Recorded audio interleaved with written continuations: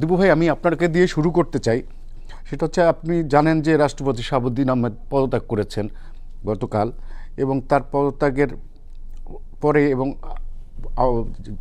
NCP এবং জামাত ইসলামে তার তার বিরুদ্ধে ব্যবস্থা নেওয়ার, গ্রেপ্তার এবং তার বিরুদ্ধে মামলা করার, এবং বলছে যে সে স্বৈরাচারের সহযোগী, ফ্যাসিস্টের দোষর, তারও বিচার হতে হবে। কিন্তু আমাদের সংবিধানের 51 অনুচ্ছেদ অনুযায়ী তো তিনি নিজেই বলেছেন যে আমার বিচারের কোনো সুযোগ নেই, আমার সব কিছু অলরেডি দায় মুক্ত করে দেওয়া আছে।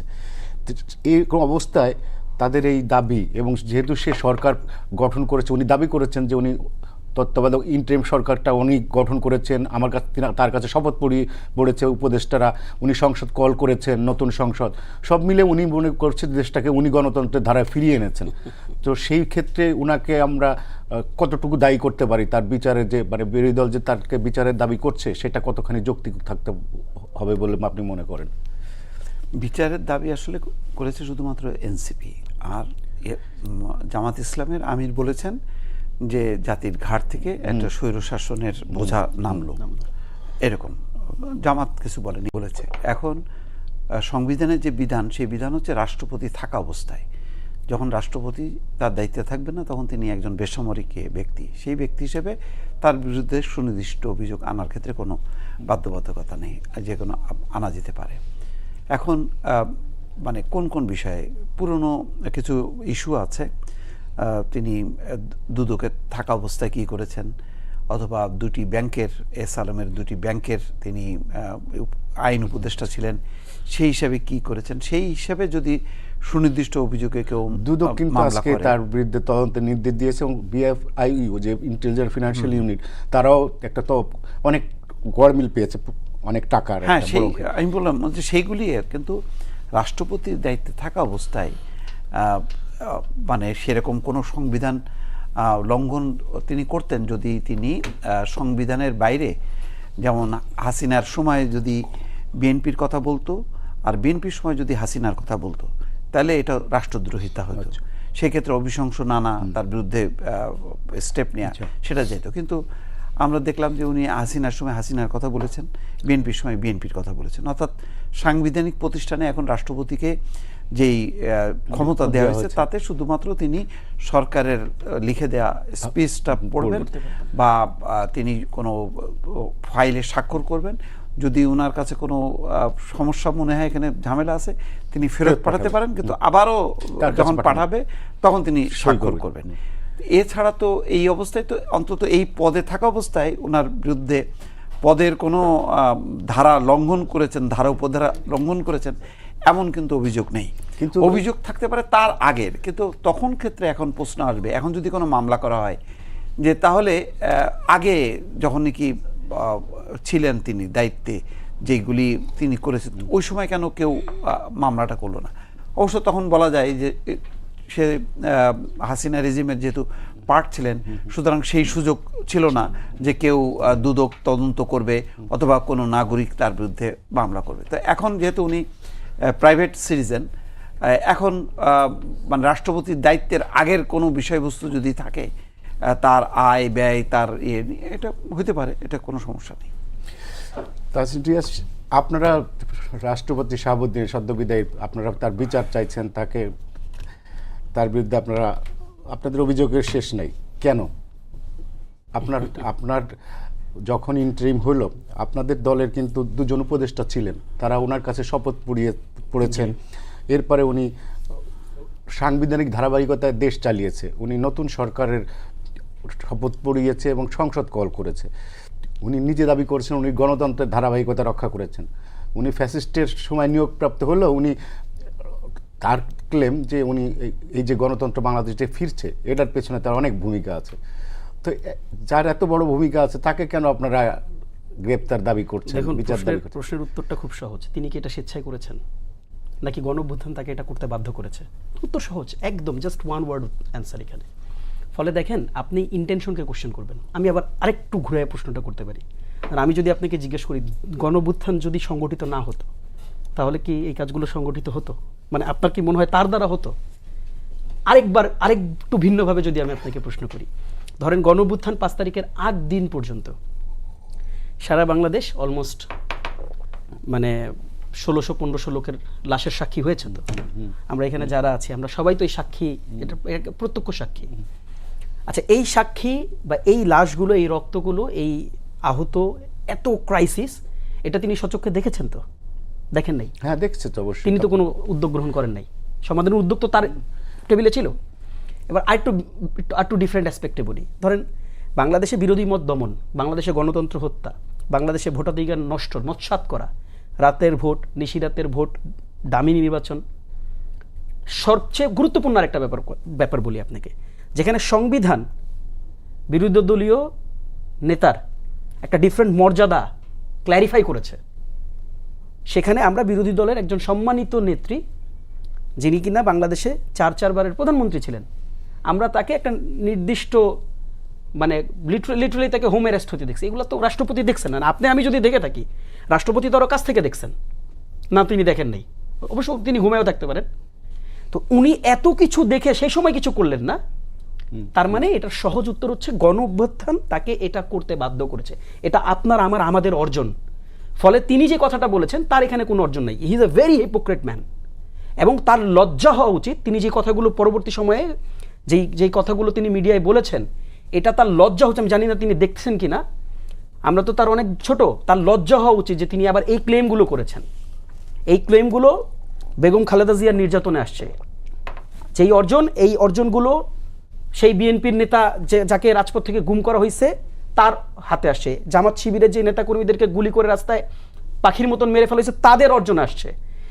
এই অর্জন 5 আগস্টে যেই ছাত্রছাত্রীরা, যেই ছেলেমেয়েরা, যেই যুবকরা, যেই নারীরা, যেই মায়েরা, যেই বাবারা তাদের সন্তানকে এগিয়ে দিয়েছেন এই গণঅভ্যুত্থান সংগঠন করার জন্য, এটা তাদের অর্জন।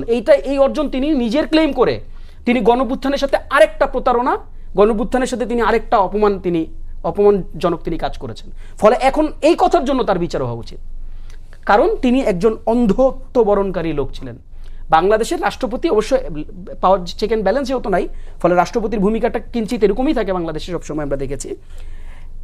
আর উনার ভূমিকা এটা ইতিহাসে, বাংলাদেশের হিস্ট্রিতে সারাটা জীবন কলঙ্কের মতন লেখা থাকবে। কারণ তার সময়ে তিনি রাষ্ট্রপতির চেয়ারে আসীন থাকা অবস্থায় এতগুলো মানুষকে প্রাণহানি হতেছে। শুধু তাই না, আমি আপনাদেরকে মনে করাই দিই, আমি জানি না, আমি জাস্ট ফর নিউট্রাল গ্রাউন্ড থেকে বলি, বাংলাদেশে খালেদা জিয়ার যে দুর্নীতির মামলা কার নেতৃত্ব হয়েছিল?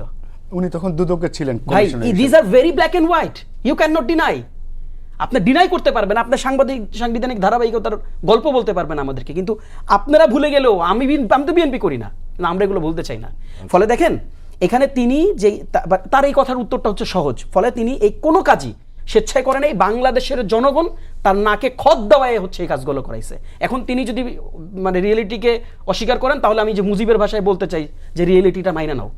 এরপরের কথাটা আমি আপনাকে বলি, দেখেন 72, 52, 51 যে অনুচ্ছেদ তিনি বারবার স্মরণ করাই দিচ্ছেন। দেখেন ভাই, সংবিধান আমরা একটু কম জানি, যেহেতু উনি রাষ্ট্রপতি ছিলেন, তিনি আমাদের থেকে বেশি জানবেন, এটা তো স্বাভাবিক। সংবিধানের 52 একটা পর্যন্ত হয়তো তিনি পড়ছেন, দ্বিতীয়টা পড়েন নাই। ভাইকে আমি মানে ভেরি থ্যাঙ্কস যে ভাই এটা ক্ল্যারিটি দিয়েছেন ইতিমধ্যে।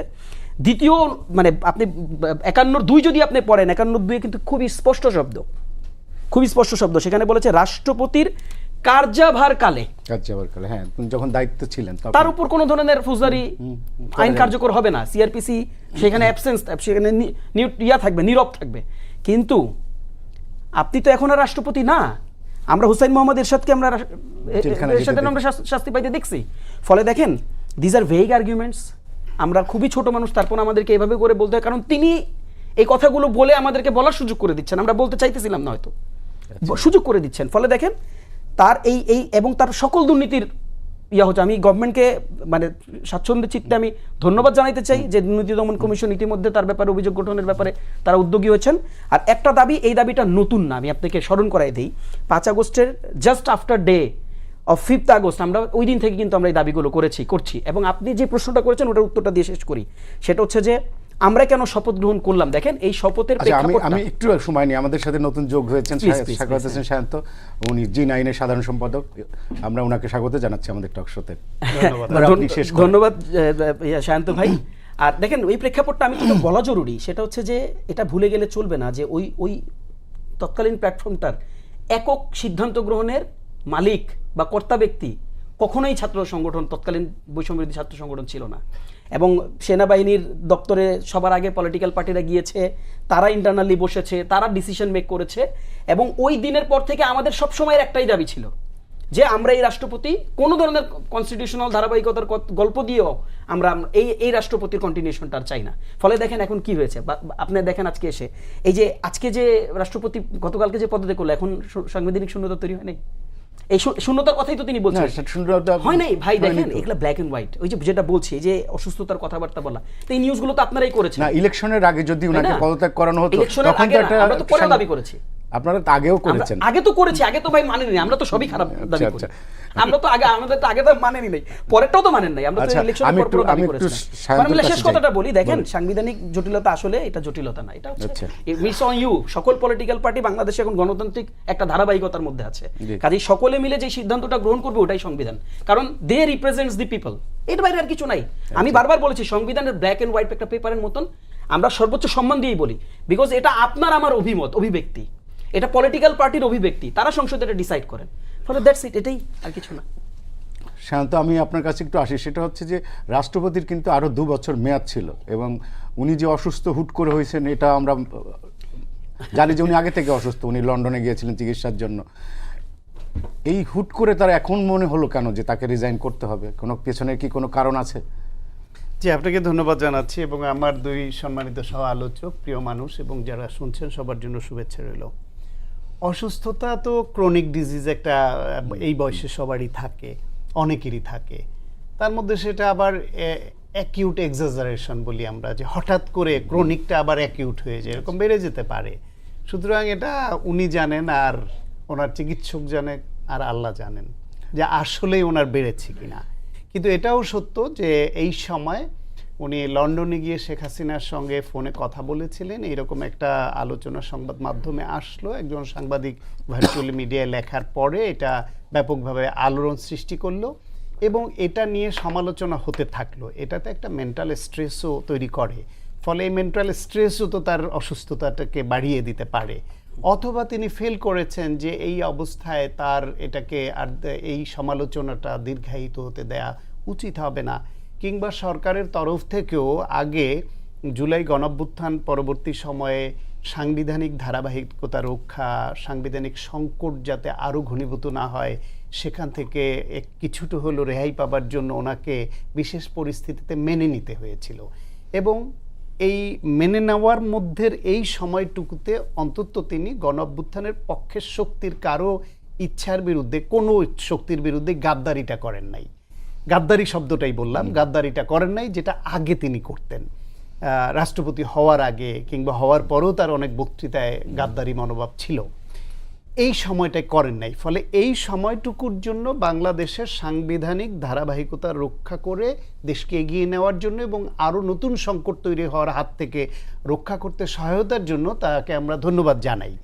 কিন্তু এখন এই পরিস্থিতি যখন হলো যে তিনি শেখ হাসিনার সঙ্গে কথা বলেছেন, সেটা সত্য মিথ্যা যাই হোক, এটা আলোচনায় আসার পরে তার উপর বাড়তি একটা চাপ প্রয়োগ করে, চাপ তৈরি করেছে। তিনি কিন্তু ডিনাই করছেন, তিনি বলছেন যে আমাকে কথা বলার জন্য লন্ডনে কেন যেতে হবে, দিল্লি, ঢাকা থেকে দিল্লি তো ঢাকায় বসেই কথা বলা। না, ঢাকায় বসে বলা তো সহজ না, কারণ তার দেয়ালে দেয়ালে অন্যের কান পাতা, এটা উনি বুঝেন আর না বুঝেন, এটা সত্য, চাইলেই তিনি পারতেন না।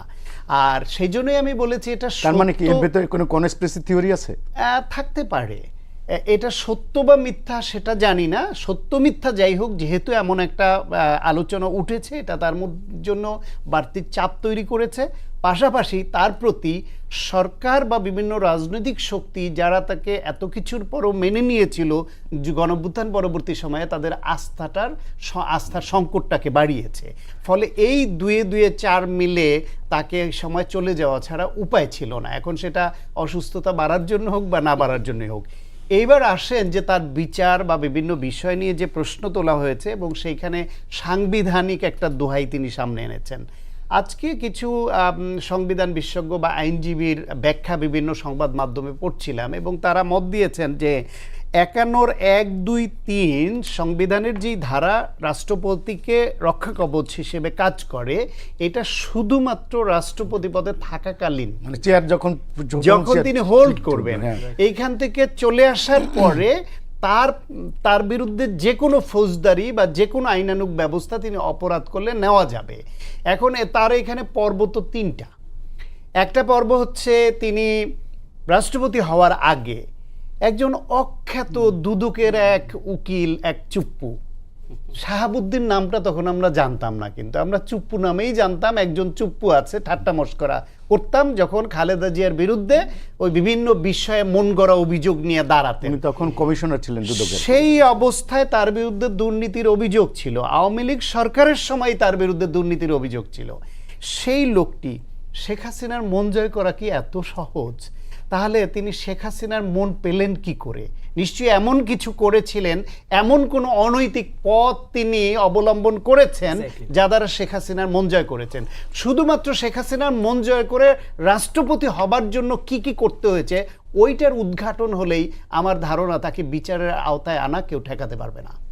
দ্বিতীয় পর্ব যেটা, সেটা হলো তিনি রাষ্ট্রপতি হলেন, হওয়ার পরে ওই ফ্যাসিবাদের সময়ে এই যে 24-এর নির্বাচন এবং তার পরবর্তী এই বিভিন্ন সময়ে তার যে বক্তব্য, তার যে কথা কাজ, সেটা একটু ঔদ্ধত্যপূর্ণ ছিল। এবং বেগম খালেদা জিয়ার প্রতি তিনি আইনজীবী থাকতে দুদকের প্রতিনিধি হিসেবে যে অন্যায়টা করেছিলেন, তিনি রাষ্ট্রপতি হওয়ার পরও তার বক্তব্য, কথা বা অন্যদের দ্বারা যে খালেদা জিয়ার উপর যে অন্যায়টা হচ্ছিল, তাতে তিনি কোনো রহম করেন নাই, তার কোনো কথায় আমরা কোনো রহম পাই নাই। সুতরাং এইটা দ্বিতীয় পর্ব।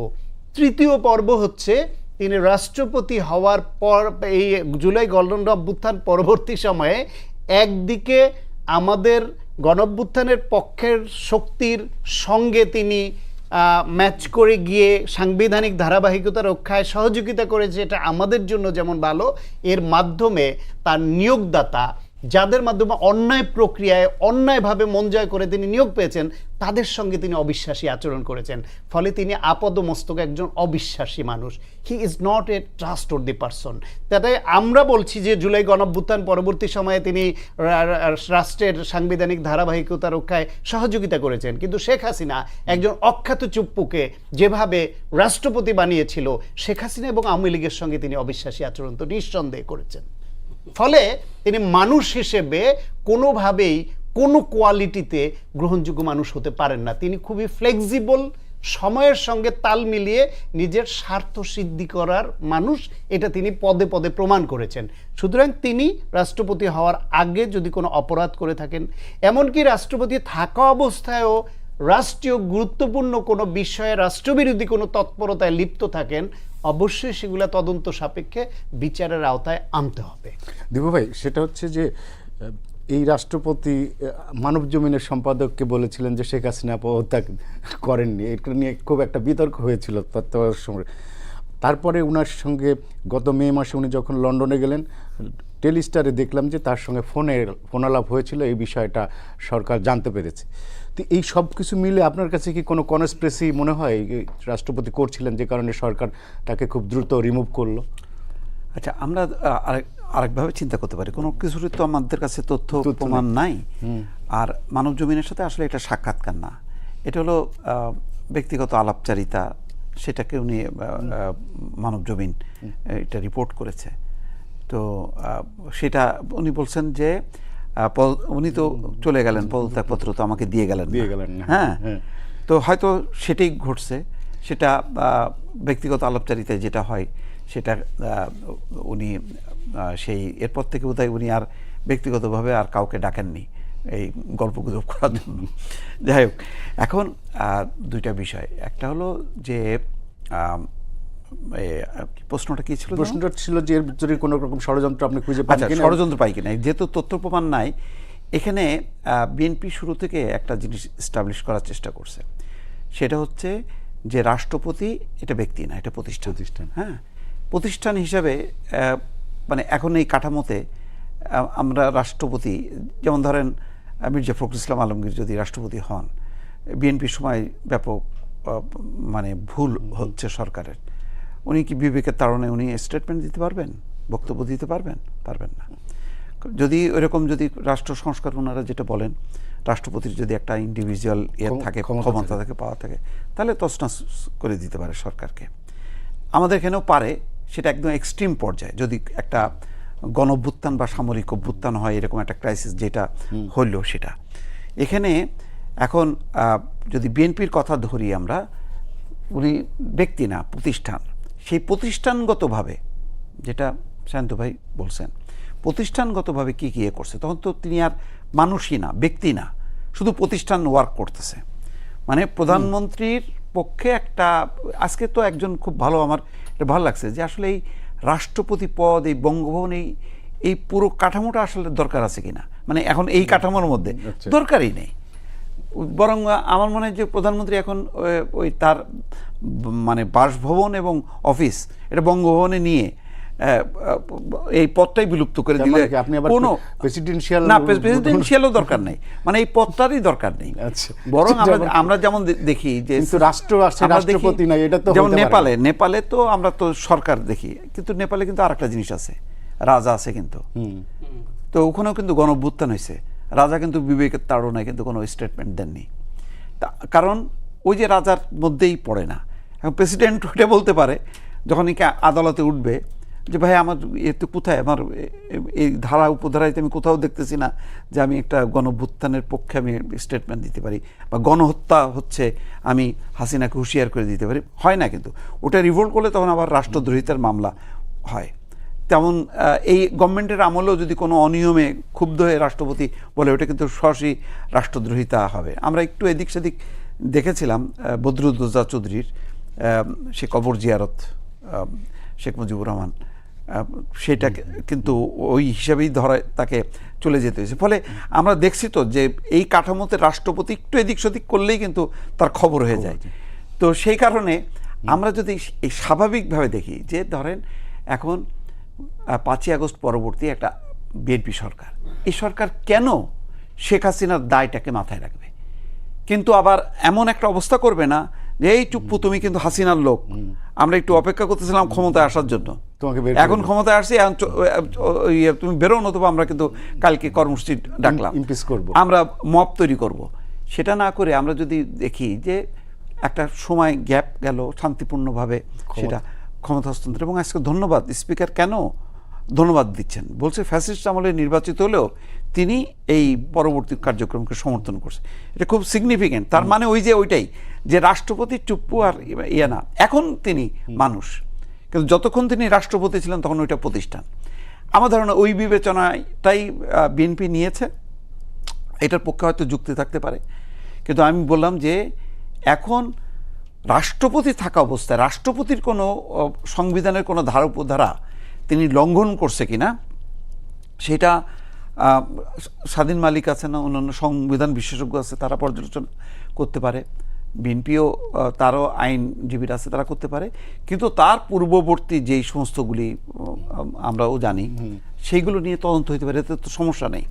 কিন্তু যতক্ষণ তিনি রাষ্ট্রপতিকে বিএনপি এতদিন তাদেরকে যেটা বলছে, বারবার বলার চেষ্টা করছে যে সর্বোচ্চ প্রতিষ্ঠান, এটাকে যদি এখন করা হয়, ক্র্যাকডাউন হয় এখানে, তাহলে একটা সাংবিধানিক সংকট হবে। এখানে যেহেতু এই সংবিধানের আওতায় এই রাষ্ট্রপতির হাতেই এত শপথ টপথ সবই নিয়েছে। আমির খসরু মাহমুদ চৌধুরী, আমি ক্লিপটা দেখছিলাম, নাহিদ ইসলামকে লক্ষ্য করে বলছেন যে ওনারা শপথ নিয়েছেন, শপথ নেওয়ার পরে আজকে উনি বিরোধী দল এখন বলতেছেন যে মানি না, তখন মানলেন এখন মানছেন না। তো তখন কি বুঝে উঠতে পারে নাই, সেই কারণে তড়িঘড়ি করে শপথ হয়েছে। অনেকগুলি প্রশ্ন উঠবে যে তাহলে অন্যায় যদি করে থাকে রাষ্ট্রপতি, তাহলে তার অধীনে যারা যারা শপথ নিয়েছে তাহলে তারাও তো গণ অভ্যুত্থানের সাথে বেইমানি করছে, বিশ্বাসঘাতকতা করছে, তাহলে তারা কেন অন্যায়ের সাথে অভিযুক্ত হবে না? একটার সাথে একটা টান পড়ে আর কি, লিঙ্ক হয়তো। তো ফলে একটা ঘটনা ঘটে গেছে। এখন আপনি কি মূল ইস্যুটা হবে কি নতুন রাষ্ট্রপতি নাকি পুরনো রাষ্ট্রপতিকে শুলে চড়ানো? তো পুরনো রাষ্ট্রপতি শুলে চড়ানোর জন্য আব্দুল হামিদও ছিলেন, তো উনিও তো সাবেক রাষ্ট্রপতি হিসেবে উনি কেন দায়িত্ব পালন করলেন না? এরকমভাবে যদি টানতে থাকেন না, তাহলে দেখা যাবে যে আপনার এই গণমাধ্যমও অভিযুক্ত হবে যে এই গণমাধ্যম সরাসরি গণঅভ্যুত্থানের বিরুদ্ধে করছে। সেই গণঅভ্যুত্থানের পরবর্তী সময় গণঅভ্যুত্থানের নেতারা এসে এখন টকশো করছে না, এই যে উনি আমার সাথে টকশো করছে না, তাহলে এই সময় টিভি কেন বন্ধ হবে না? কেন সে ওই সময়ের আমলে আপনার শেখ হাসিনার আমলে যতগুলি জন্ম নিছে সেগুলি কেন এক রাতের মধ্যে বন্ধ হলো না? প্রশ্ন আসবে আপনার, যদি বলেন এটা নৈতিকভাবে যদি প্রশ্নগুলি তোলেন যে রাষ্ট্রপতি নৈতিক হিসাবে নৈতিক দায়বদ্ধতার থেকে তো উচিত ছিল রিভোল্ট করা, তাহলে সেই সময় গণমাধ্যমগুলি যেগুলি রিভোল্ট করেনি তাহলে এইগুলিও ব্যান্ড করে দেওয়া হোক, রাষ্ট্রপতিও যেহেতু নৈতিকভাবে অপরাধ করছে তাকেও শুলে চড়ানো হোক।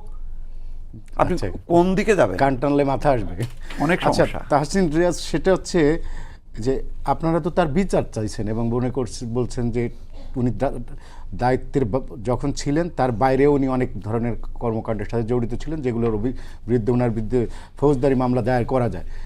তো আপনারা কি আইনের পথে হাঁটবেন যদি সরকার কোনো পদক্ষেপ না নেয়? এটা সময় সাপেক্ষ বিষয়, আমরা লেটস ওয়েট।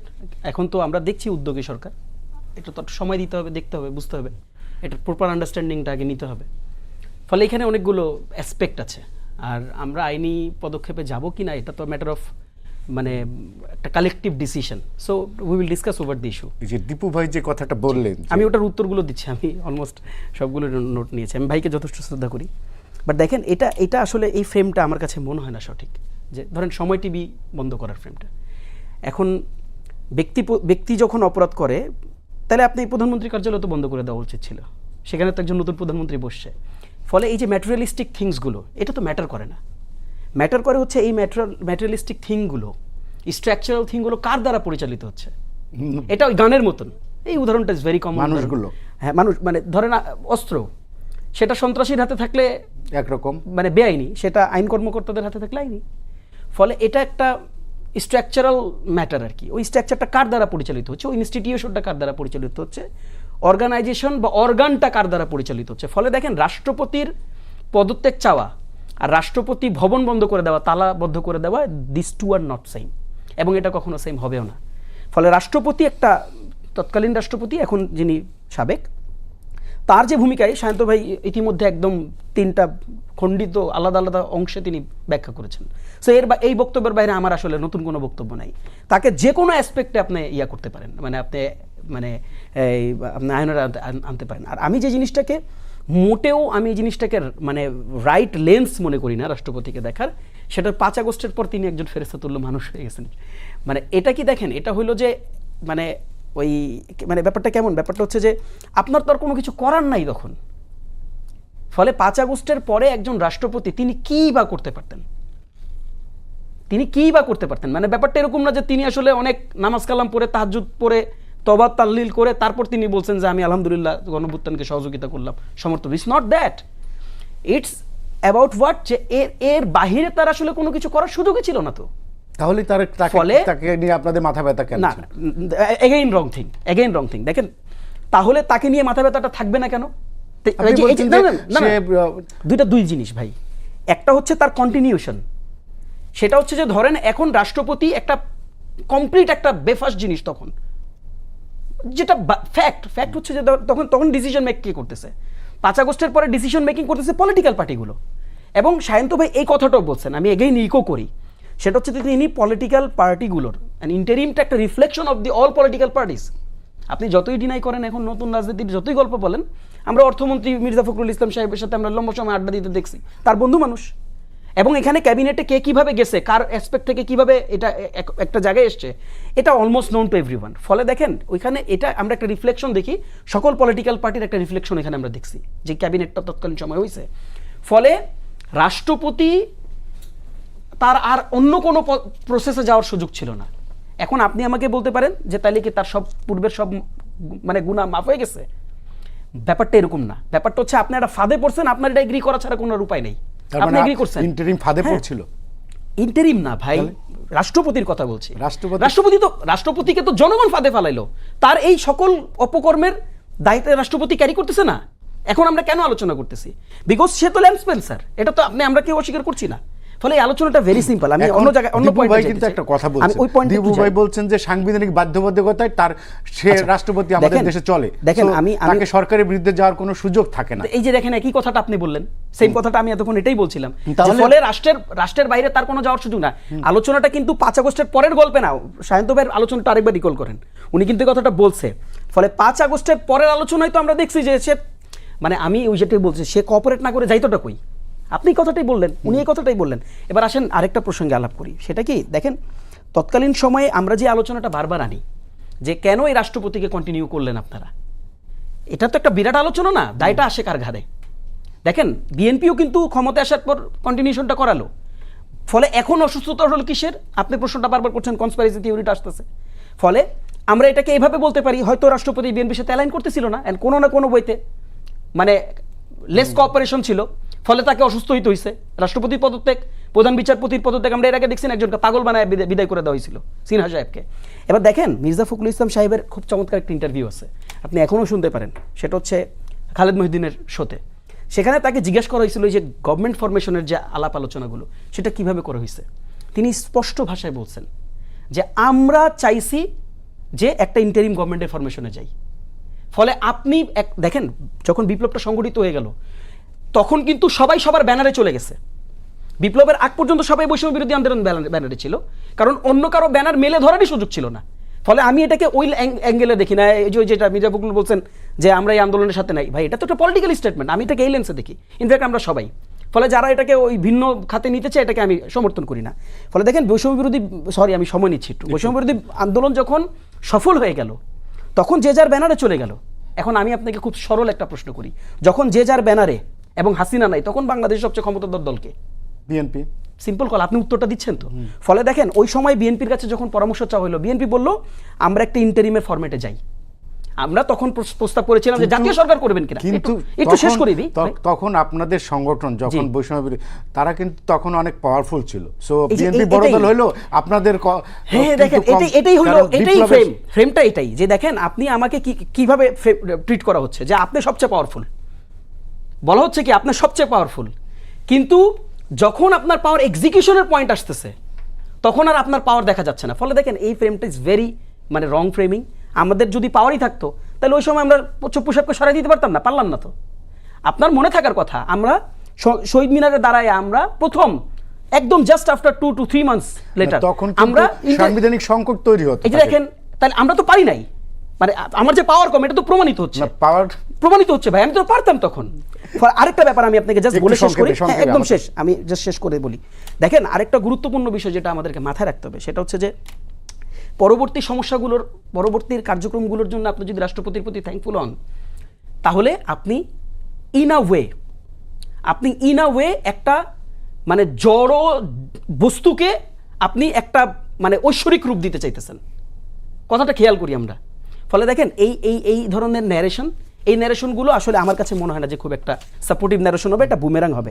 ফলে দেখেন বিএনপির প্রতি তো আমরা এটার জন্য আমরা থ্যাঙ্কফুল, আমরা এই জন্য স্পষ্ট দাবি তুলেছি যে উনার একদম পুরো প্রক্রিয়ার তদন্ত হওয়া উচিত, এবং সেই তদন্ত আপনি দেখেন না, তদন্তটা হোক না, দেখেন সে জেলে যাইতে পারে কি না পারে, ওই তদন্তই তাকে জেলের দিকে নিয়ে যাবে। That's it.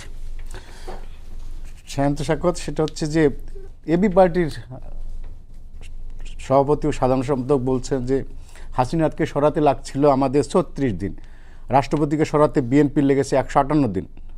মানে এটাকে উনি কি, ওরা ওই দলটা এবি পার্টি কি বোঝাতে চাইছে, আপনি কি কিছু বুঝতে পারেন? অপ্রয়োজনীয়, অন্তঃসারশূন্য, ইম্যাচিউর পলিটিক্যাল স্টেটমেন্ট। এর বাইরে আমি আর কিছু বলতে চাই না। বরং বিএনপি সরাতে চাইলে যে কোনো সময় সরাতে পারতো, বিএনপি সরাতে চায় নাই। কারণ হচ্ছে সাংবিধানিকভাবে এই ইন্টারিমের সময় সে যেই সহযোগিতামূলক আচরণ করেছে ধারাবাহিকতা রক্ষার জন্য, সেই জন্য বিএনপি রাষ্ট্রপতির যে প্রতিষ্ঠানটা, যেটা দীপু বললেন, প্রতিষ্ঠানটাকে অপমান করতে চায়নি, এটা হলো মূল কথা। কিন্তু উনি স্বেচ্ছায় চলে গেলে বিএনপি ওনাকে ধরে রাখতো না। এখন ওনার চলে যাওয়ার মতো একটা ক্ষেত্র উনি নিজেই লন্ডন গিয়ে তৈরি করেছেন, এটা হলো মূল কথা। আমি একটু এই বিষয়টা আরেকটু খুব কনসাইজ করে বলতে চাই, যেটা দীপু বললেন যে ওনার রিভোল্ট করার তো অধিকারই ছিল না। আসলে উনি রিভোল্ট করেন নাই বলে যে ওনার বিচার করতে হবে এটাও আমি মনে করি না। ওই পদে থেকে রিভোল্ট করতেই হবে এমনও না। ওনার সাংবিধানিকভাবে রাষ্ট্রপতি হিসেবে ক্রাইসিসের সময় যা যা দায়িত্ব পালন করবার কথা উনি তা করেছেন, এই ব্যাপারে কোনো দ্বিমত আমার নাই। কিন্তু তিনি যদি রাষ্ট্রপতি থাকা অবস্থায় কোনো অপরাধ করেন, হোসেন মোহাম্মদ এরশাদ রাষ্ট্রপতি ছিলেন না, তাকে কি বিচার ফেস করতে হয়নি, তাকে জেলে যেতে হয়নি, তাকে মামলা ফেস করতে হয়নি? পৃথিবীর বহু দেশে রাষ্ট্রপতিকে তার ক্ষমতাচ্যুত হওয়ার পরে অথবা ক্ষমতা ছাড়ার পরে, সাবেক হওয়ার পর জেলে যেতে হয়েছে না? সুতরাং উনি যখন ওই পদে যতদিন ছিলেন তখন তাকে 51 1 2 3 তাকে সুরক্ষা দিয়েছে। তিনি এখন আমাদের মতোই একজন, বা আমাদের থেকে একটু উঁচু দরের প্রোটোকল পাওয়া সাবেক রাষ্ট্রপতি। কিন্তু রাষ্ট্রের নাগরিক, অন্য যে কোনো নাগরিক যেমন বিচারের আওতায় আসতে পারবে, উনিও আসতে পারেন। ধরেন উনি রাষ্ট্রপতি হওয়ার আগে, আমি আবার একটু রিপিট করি, উনি যা যা মানে অপবাদ, দুর্নীতির বদনাম, ক্ষমতার অপব্যবহার, যা যা অভিযোগ ওনার বিরুদ্ধে ছিল, তার কোনোটা আওয়ামী লীগের পারপাস সার্ভ করার পরও, শেখ হাসিনার মন জয় করবার পরও আওয়ামী লীগ আমলেই তার বিরুদ্ধে অভিযোগ উঠেছিল। এখন তার সুরাহা তখন চূড়ান্তভাবে হয়নি কেন? কারণ তার আম্মা, জাতীয় আম্মা তখনকার শেখ হাসিনা, তাকে সুরক্ষা দিয়েছে। এখন তো সেই জাতীয় আম্মা পলাতক। তাহলে ওই সময় যদি তিনি কোনো অপরাধ করে থাকেন, রাষ্ট্রপতি হলেই কি সেগুলা সব অ্যাবলিস্ট হয়ে যাবে?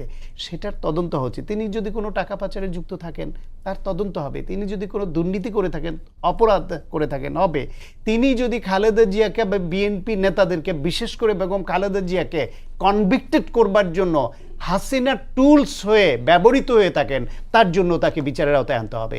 এমনকি রাষ্ট্রপতি থাকা অবস্থায় যদি রাষ্ট্রীয় ক্ষমতার অপব্যবহার করে বা ওই সুরক্ষিত ভবনে তিনি 51 1 2 3 সুরক্ষা নিয়ে কোনো অপকর্ম করে থাকেন, টাকা পাচার করে থাকেন, দুর্নীতি করে থাকেন, তারও এখন তদন্ত হতে হবে। যেই উদাহরণটা আমার দেশেই দিলাম, হোসেন মোহাম্মদ এরশাদ ওনার তুলনায় বা ওনার সরকার বা ওনার শেখ হাসিনার তুলনায় কোন অর্থে খারাপ ছিলেন? সেটাও অবৈধ ছিল, এইটাও অবৈধ।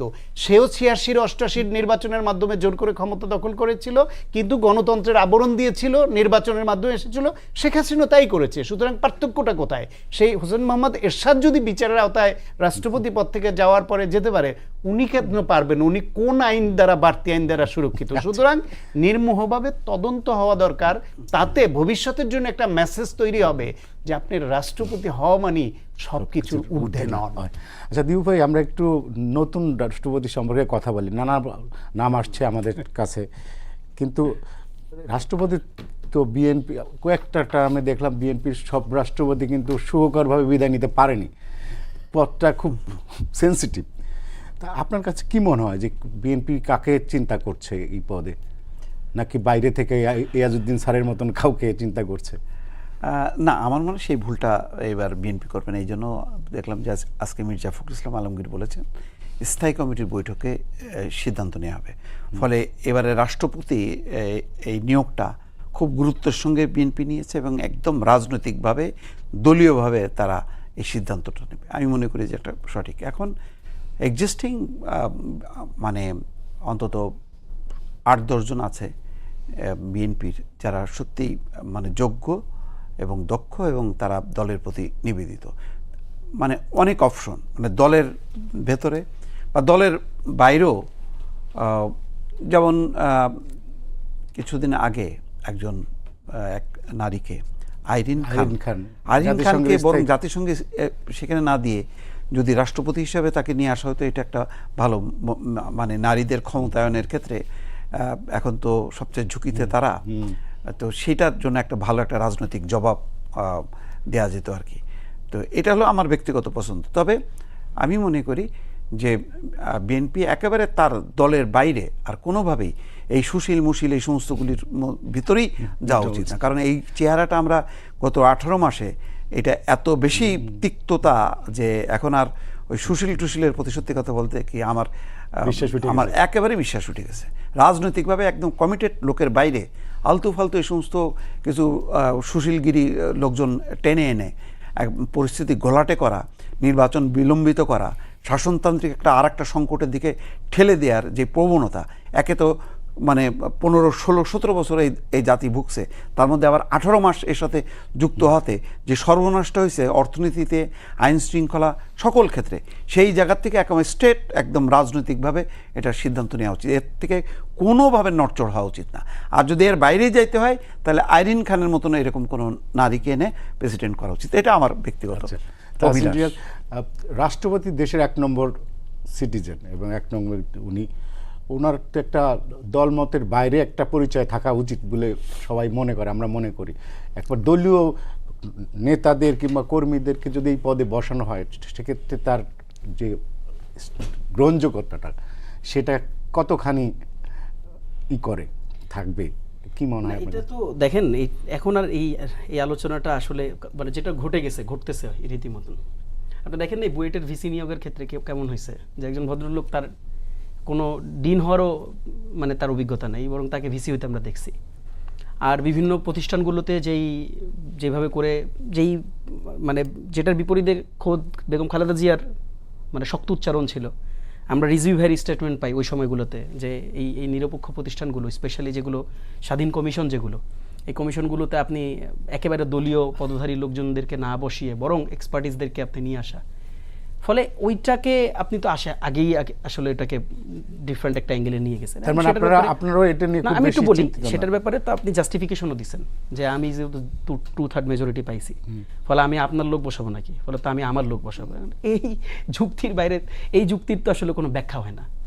ফলে এটা এখন তো ভেরি ক্লোজ কল অফ না, সরকার ধরেন সরকার যাকে নিয়ে কাজ করতে স্বচ্ছন্দ ফিল করবে তাকেই তো বসবে, কারণ সরকারকে তো ফাংশন করতে হবে। আমি তো সেটাই বললাম। এখন দেখেন এই যে যুক্তিটা আপনি দিচ্ছেন, এই যুক্তিকে ডিবাং করতে পারে পৃথিবীতে আমি জানি না এরকম মানুষ আবির্ভাব ঘটছে কিনা।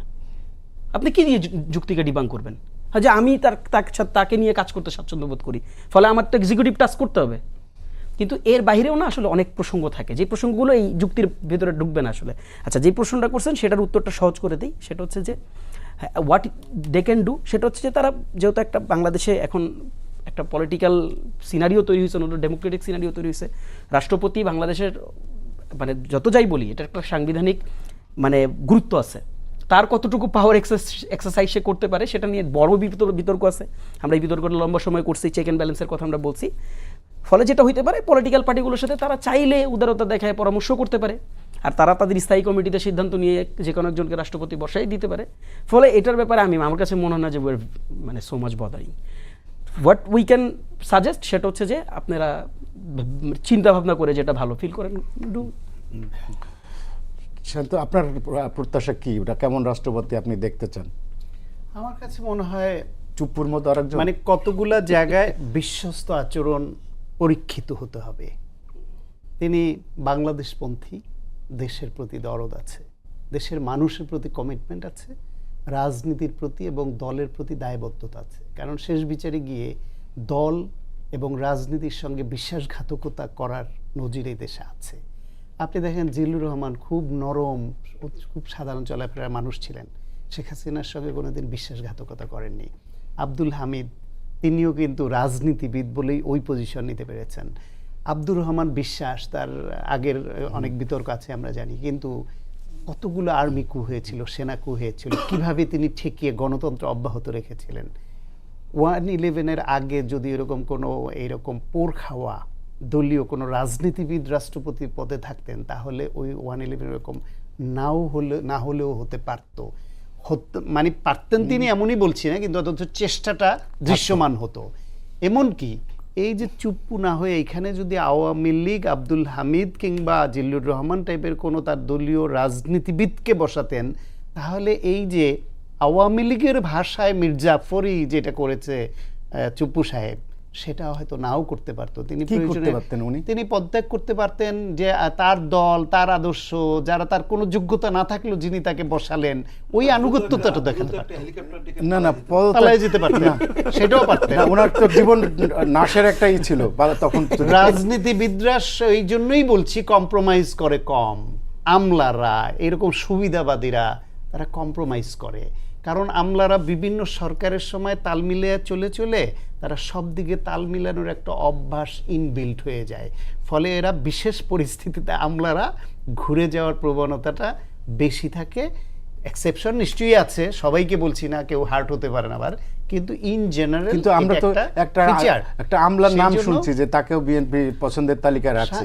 কোনো আমলাকে, কোনো এইরকম নির্দলীয় যারা মনে হয় খুব ভালো মানুষ, কোনো বিচারপতির নাম আসছে, কোনো আমলার নাম আসছে, সাবেক শিক্ষকদের কারো নাম বা এখনকার বিশ্ববিদ্যালয়ের শিক্ষকদের নাম আসছে, আমার মনে হয় ওই দীপু ভাই যেটা বলছেন ওই সব দিকে না গিয়ে, আমারও মতে এটাই, পোর খাওয়া, প্রো বাংলাদেশি, দেশ, মানুষ, রাজনীতি এবং দলের প্রতি যিনি দায়বদ্ধতাকে পবিত্র আমানত এবং দায়িত্ব হিসেবে মনে করেন, এই রকম একজনকে দিতে হবে যিনি পরীক্ষিত, যিনি দলের জন্য, দেশের জন্য, মানুষের জন্য যে কোনো ঝুঁকি নিতে প্রস্তুত, প্রয়োজনে জীবন দিতে প্রস্তুত। কিন্তু এইরকম ডেডিকেশন আমরা তো বারবার বলছি যে রাষ্ট্রপতির কোনো ক্ষমতা নাই যা কবর জিয়ারত আর ই করা ছাড়া। এইটা রুটিন ওয়ার্ক হিসেবে যখন সরকার স্থিতিশীল থাকে এবং প্রধানমন্ত্রী দায়িত্বে থেকে রাষ্ট্র পরিচালনা করেন, এই সময়ের কথা বলছেন।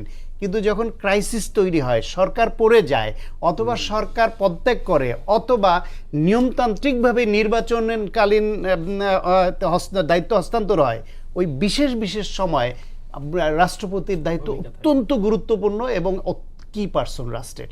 সুতরাং ওটাও মাথায় রাখতে হবে, যারা সুযোগ সন্ধানী তারা কিন্তু ওই টাইমটার সুযোগটাই নেয়।